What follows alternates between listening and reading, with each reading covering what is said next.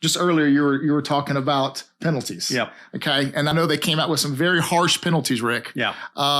With those harsh penalties, they've now changed a little bit. You want to talk about where they were at, how they've changed the dates and the worst things that can happen? Yeah. So the original, when this first came out, it was you had 30 days from the time you created a new entity. So that if a new entity was formed this year, you had 30 days to get this filed.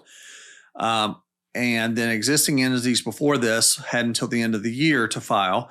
And the penalties were $500 per day that it's late, up to a maximum of $10,000 a year, and potential imprisonment time of up to 2 years, depending on how egregious you were in not filing this BOI. Really up to their discretion. Correct.